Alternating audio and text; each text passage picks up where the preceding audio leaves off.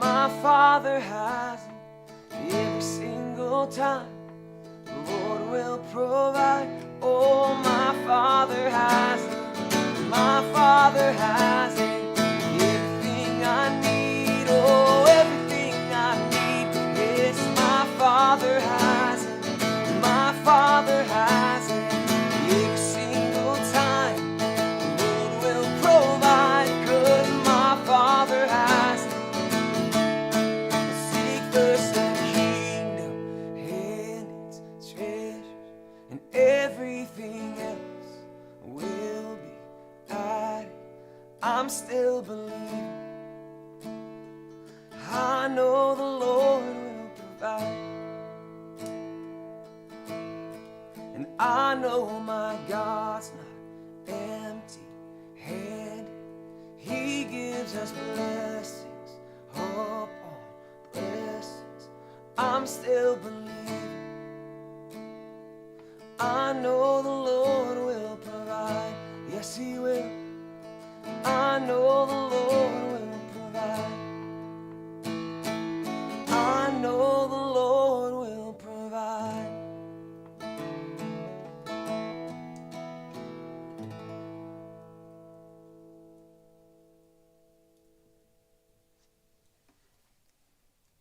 Hey, good morning, everybody. Welcome to the online worship service at Hulen Street Church. Thank you so much for allowing us to do this. The days between Christmas and the New Year are so busy. We just need a break for our staff and for all of our ministry leaders. We are here today at the home of Taylor and Haley Wade, and we're joined by Liam Wade, who's about ready for a nap. But we're going to do some time today together where we're going to celebrate what God has done in 2025. We're going to anticipate what God's going to do in 2026. But we're so glad you're here. If you're a guest with us, we'd love for you to let us know that you're out there. Liam wants you to know that we're so glad that you're here, and he wants to know that you're there. So you can go to hulenstreet.com/connect and let us know that you're visiting with us today. We'd love to send you a thank you for doing that. But let's get into it today. So sit back, relax, and enjoy our morning together.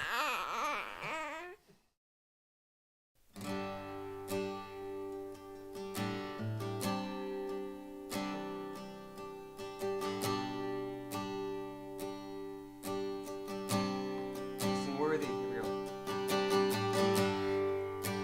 Worthy of every song we could ever sing. And worthy of all the praise we could ever bring.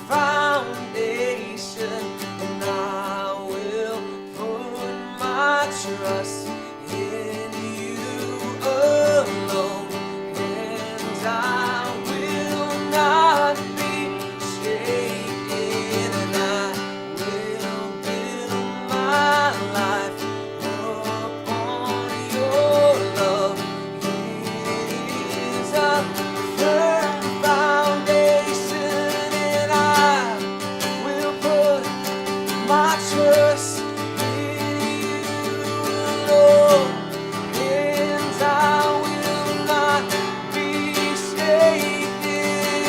Holy, there is no one like you, and there is none beside you. Open up my eyes in wonder and show me who you are, and fill me with your heart and lead me in your love to those around me. Sing worthy. Worthy of every song we could ever sing, and worthy of all the praise we could ever bring.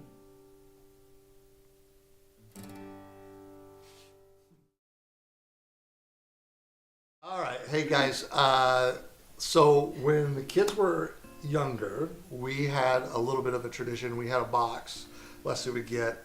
And then over the course of the year, they would bring home their art projects or their tests or whatever, pictures, things movie tickets, whatever it was, just kind of a memory box for the year.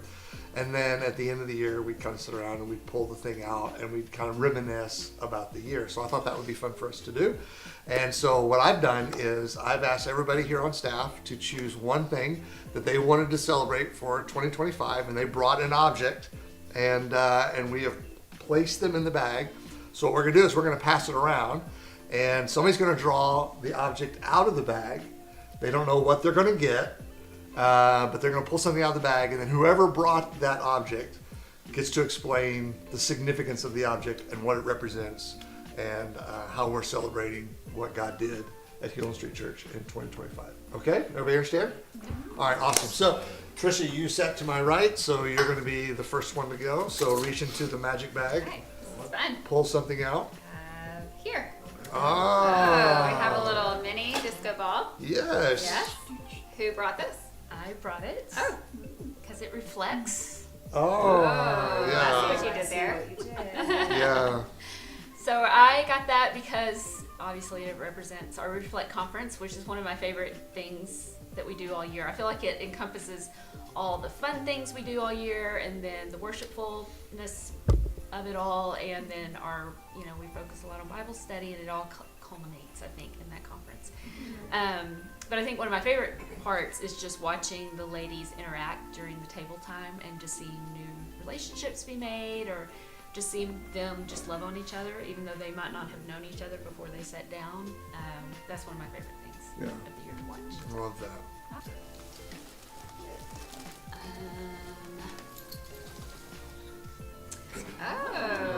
That's me.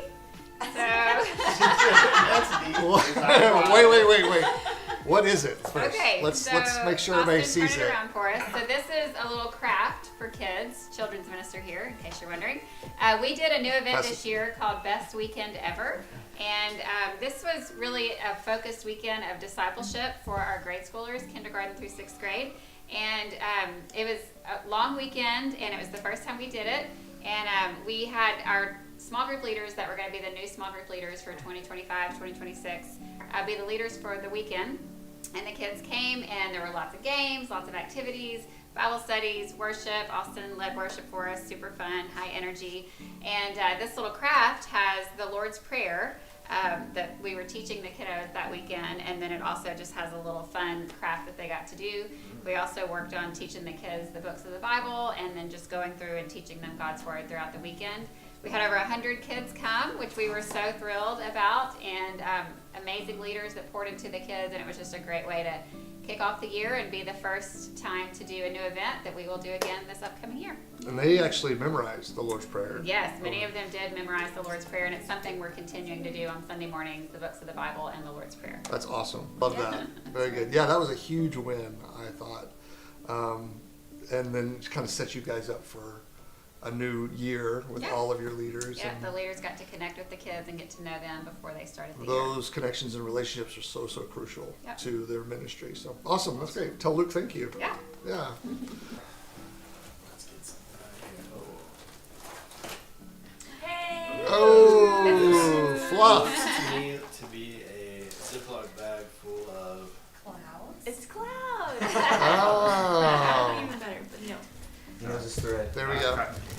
Okay, so That's the good this stuff. represents the Hazel Harvey Peace Valentine's Day dance.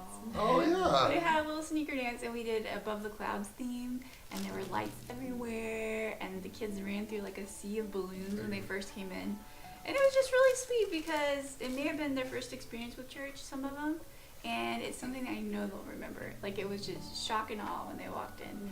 And it was just so sweet. They were so happy, and Sam did a great job entertaining them with like little dances and games, and then there was like a DJ and lights, and it was just really sweet.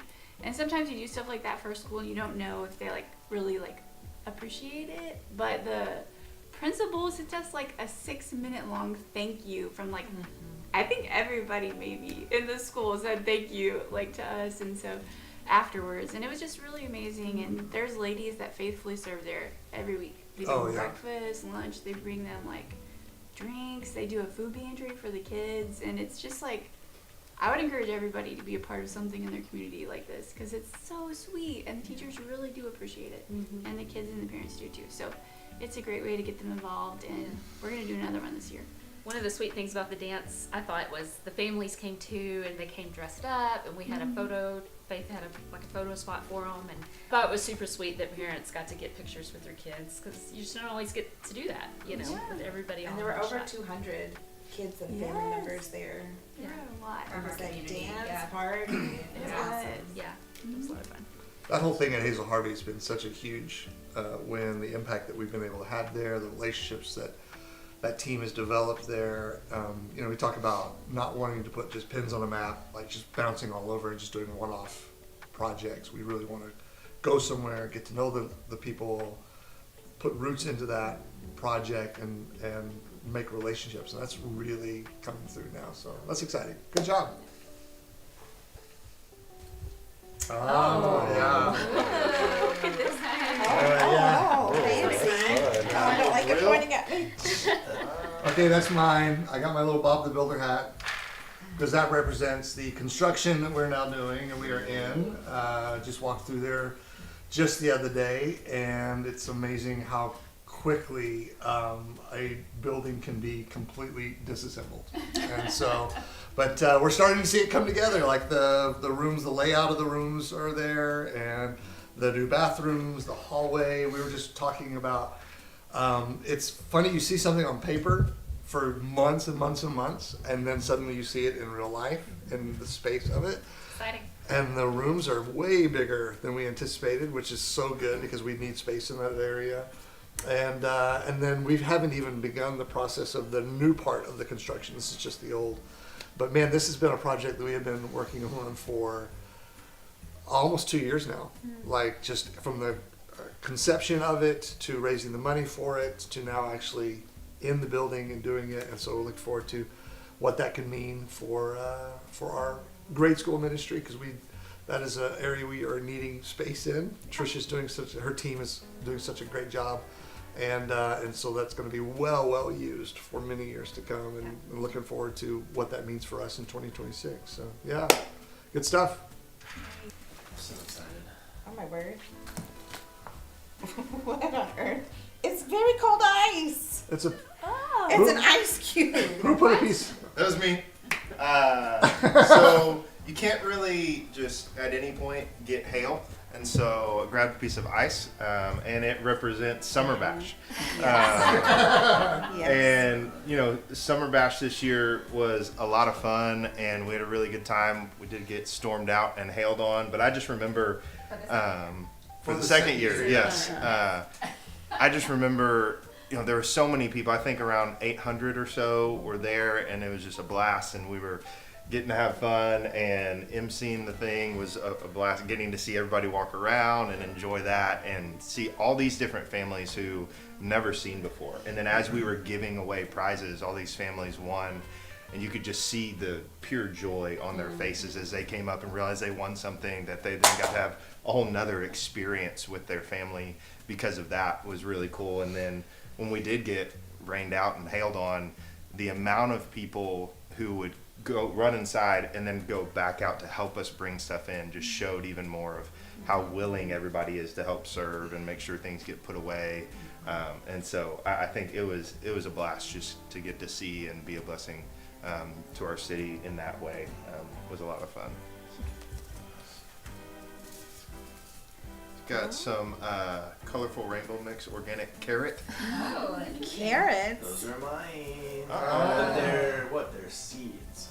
So they're seeds because I tell people often that leading a small group is one of the hardest things ever. And to me, a seed really represents that because you have to do the hard work of messing with the soil. You got to plant the seed.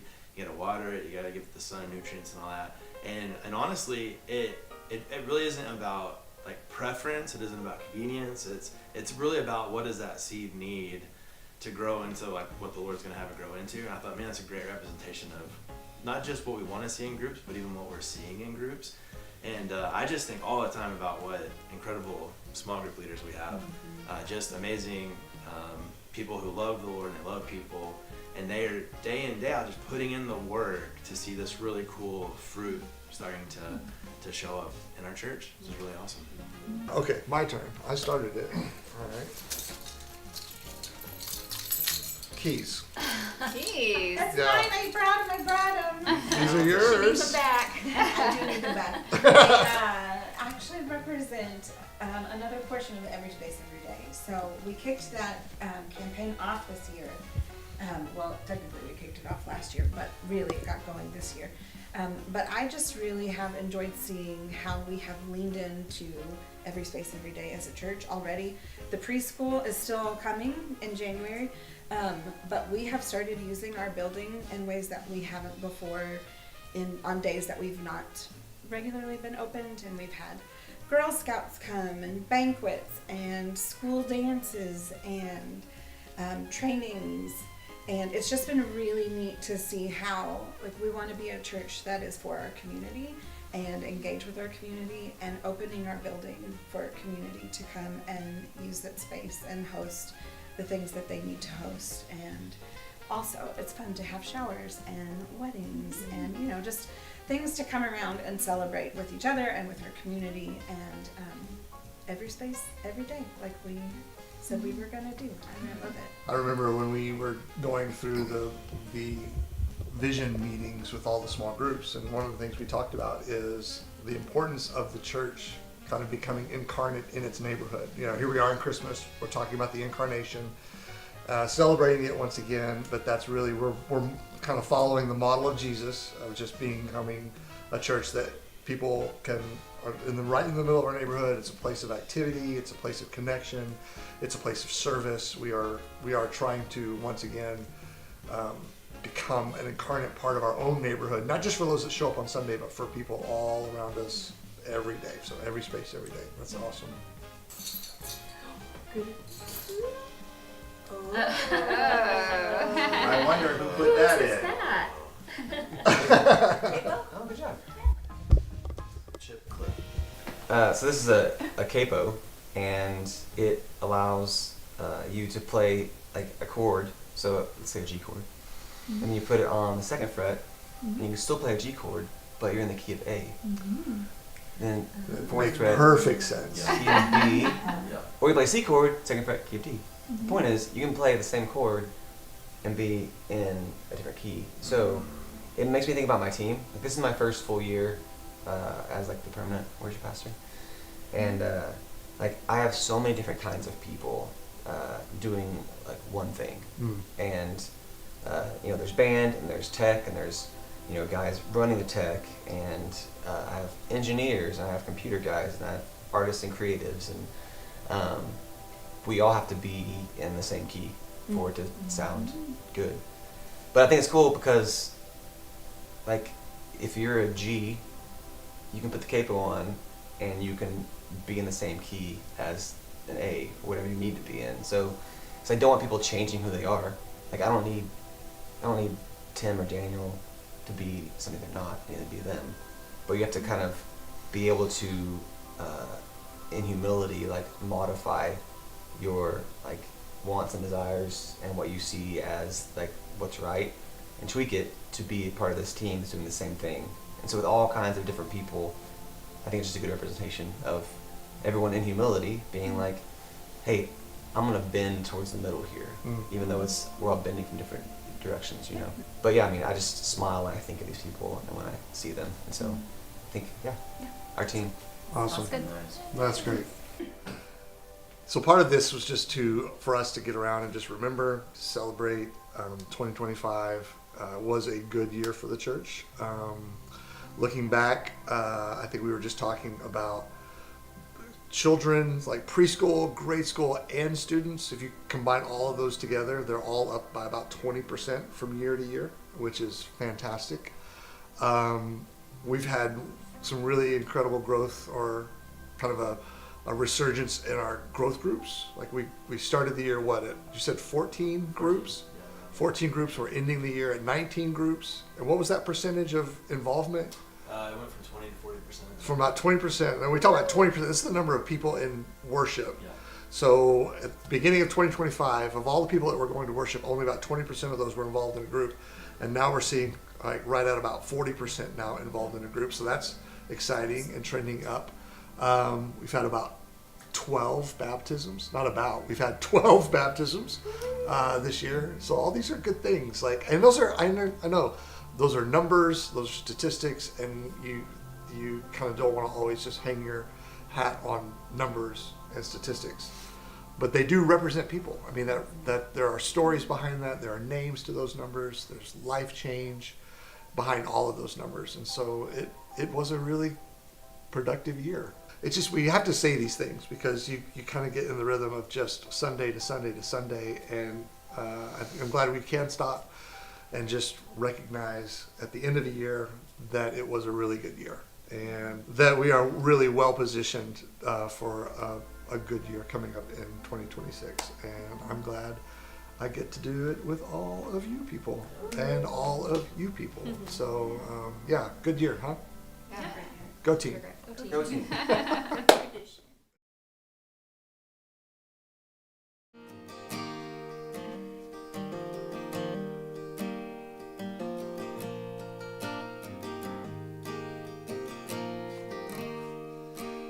Christ alone, my hope is found, and He is my light, my strength, my song. This cornerstone, this solid ground, and firm through the fiercest drought and storm. What heights of love, what depths of peace, when fears are still and striving cease. My comforter, my all in all, and here in the love of Christ I stand.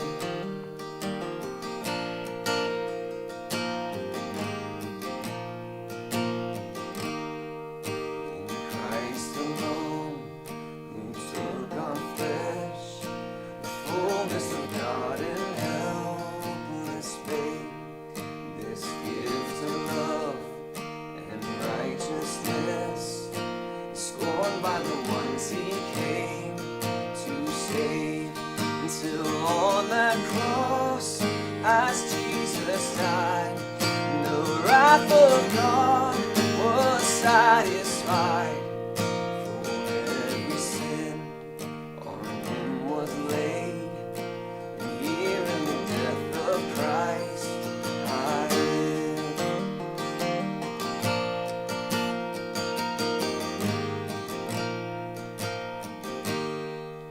There in the ground His body lay, light of the world by darkness slain, then bursting forth in glorious day, up from the grave He rose. As He stands, and as He stands in victory, the sin's curse has lost its grip on me. For I am His, and He is mine. I'm bought with the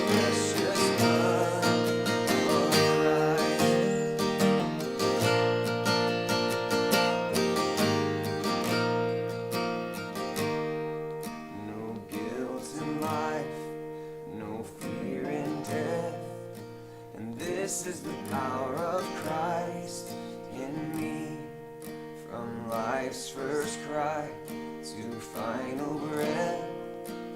Jesus commands my destiny. No power of hell, no scheme of man can ever love me from his hands till he returns or calls me home. Here in the power of Christ I stand.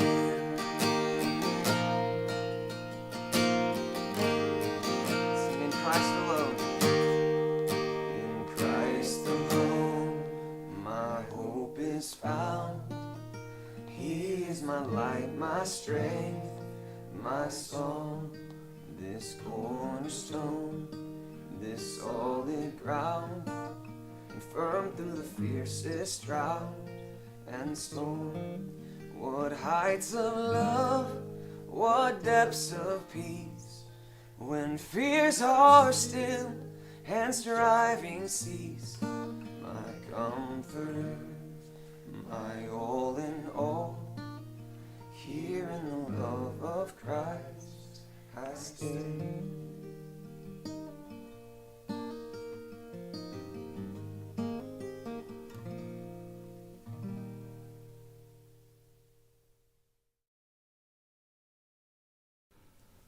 These days between Christmas and New Year's can make for a strange week. Things started speeding up at the end of October, and before you know it, we're through November, and then things really got fast. And we've been moving fast for weeks now, and then suddenly Christmas is here, and it is over, and then it gets quiet. And in that quiet, you can actually feel how tired you are. It's not just tired from the holidays, it's tired from a whole year. You're not just tired, you're weary. As a word of warning, I've learned that weariness creates an environment in which temptation can thrive. When we're tired, we let down our guard, we lower our defenses. Because of our weariness, we aren't as vigilant, not as diligent. But sometimes when you're tired, the temptation isn't always to do something bad. Sometimes the temptation is to give up doing things that are good. So with that in mind, listen to what Paul says to a group of people who were tired and discouraged, who were weary and were being tempted to let up or to give up. And Paul writes in Galatians, "Let us not become weary in doing good, for at the proper time we will reap a harvest if we do not give up." Paul writes those words to a group of people who were tired. They weren't lazy, they weren't disengaged, they weren't rebellious, they're just weary. And that phrase, become weary, it means worn down. It means you get exhausted to the point where quitting starts to sound reasonable. They had been trying to do the right thing in complicated relationships. They had been serving one another in a community that was messy and divided. They had been working to minister and to spread the gospel, and over time, the effort had taken a toll. Because he knows that the greatest threat to doing good isn't always the opposition that we're going to face, but it's from the exhaustion that we feel. So when you're worn out, you don't usually quit all at once. You just slowly lose heart. You keep showing up, but without the same care. You keep going through the motions, but without the same energy. You start asking yourself, what's the point? Paul even felt that himself. Earlier in the same letter, he admits that he worries that his efforts might have been wasted. So when he tells them not to grow weary at doing good, he's not speaking from theory. He's talking out of experience. And then Paul gives them a new perspective. He says that there is a harvest that is coming. Now, he's using this agricultural language, and that matters because a harvest never happens on the same day that you plant. You put seeds in the ground, and for a long time, it looks like nothing is happening. There's no progress, no payoff, no visible return. But just because you can't see growth doesn't mean nothing is growing. One of the most discouraging parts of doing good is that the results are often delayed. You show patience, and the situation doesn't change right away. You keep loving, and the relationship stays complicated. You keep serving, and it just feels unnoticed. But here's what Paul wants them to remember about a harvest. A harvest always yields more than what was planted. You never plant one seed and expect just to get one seed. You plant one seed trusting and knowing that in time it will produce far more than what you put in. A harvest is always a positive return on what was invested. In other words, Paul isn't just saying something will happen. He's saying what is coming will be worth it. Not because the work was easy, not because the waiting was short, but because faithfulness multiplies in ways we cannot see while we are sowing. The patience you show now, the kindness you extend now, the good you keep doing now, it has a way of growing beyond the moment that it was planted. And even when the return doesn't look the way you expected, Paul says that harvest is coming and it is real, which is why he says don't give up, because quitting doesn't just stop the work, it cuts short what the work could have produced. He says the harvest comes at the proper time. He's reminding them that the timing matters. And it's not your preferred time, it's not your ideal time, but it is the right time. And that's important because most of us don't quit because we think doing good isn't worth it. We quit because we think it isn't working. And Paul says, don't confuse delay with failure. And he adds this, therefore, as we have opportunity now, we hear opportunity, we think it's just the random chances that come and go in our lives. But he's talking about a fixed window of time, a season that opens and eventually closes. And that's why this week matters. The new year is just around the corner, and counting down these last days of 2025 just heightens our awareness of time. It's about this time every year that we start feeling and remembering just how fast a year can go. And that sensitivity reminds us how significant this opportunity really is. Doing good isn't just something we put off until later, because later is never guaranteed. So Paul says, let us, in this opportunity, do good to all people. That's broader than we might expect. And to be clear, he doesn't qualify it. He doesn't narrow it. He doesn't say that we do good to the people who agree with you, or you do good to the people who appreciate it, or you do good to people who are like you or who deserve it. He just simply says we do good to all people, because doing good is not meant to be selective. It's meant to be visible. Paul understood that one of the most powerful ways faith shows up in the world is through consistent, tangible goodness. Not arguments, not volume, not social media posts, not winning debates, but kindness, sacrifice, service, generosity, showing up for people when they are in need. He knew that when people experience goodness first, they become more open to truth later. And that's exactly why this is important right now, because we live in a world that expects the worst from each other. A world that is quick to criticize, slow to forgive, and eager to divide. So when Paul says, let us do good to all people, he's inviting us to live in a way that stands out, that looks different, to be the kind of people who are kind, to be the people who bring help to a situation instead of heat, to be the people who offer compassion instead of suspicion, who are known more for what we give than what we take. Doing good isn't flashy, it's rarely dramatic, but over time, it builds and creates trust. And that trust opens doors that words alone never could.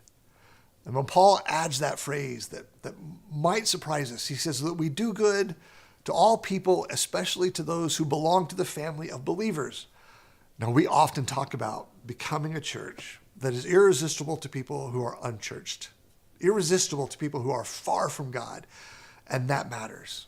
How we treat those people who are new and skeptical or unsure about faith absolutely matters. But our irresistibility isn't just shaped by how we treat them, it's also shaped by how they see us treating one another.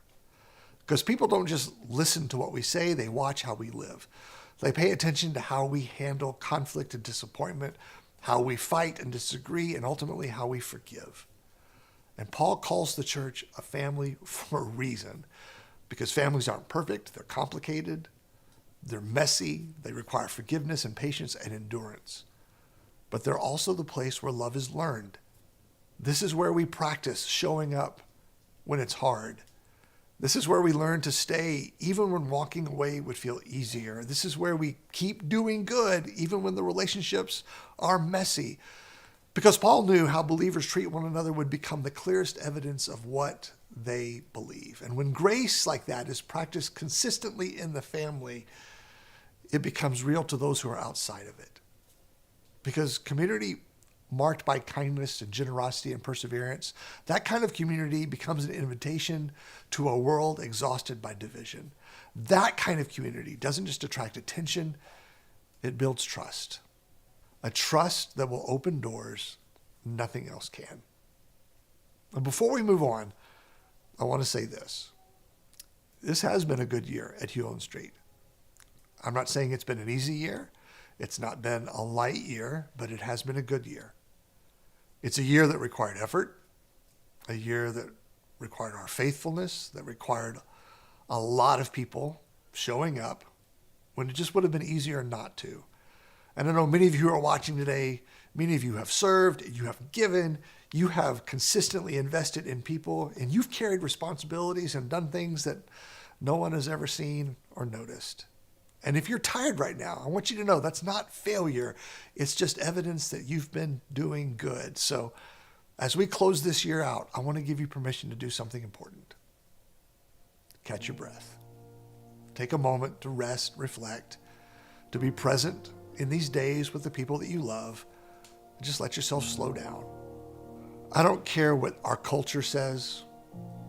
Rest is not quitting. Rest is just preparation. Because next week on January 4th, we'll meet together again and we'll step into a new year. And we won't be rushed, not desperate, not frantic, but we'll step into that year ready to keep doing good, ready to keep sowing seeds of kindness, generosity, and faithfulness, ready to trust that God is at work even when that growth isn't obvious. Paul promises, and we believe, that a harvest is coming.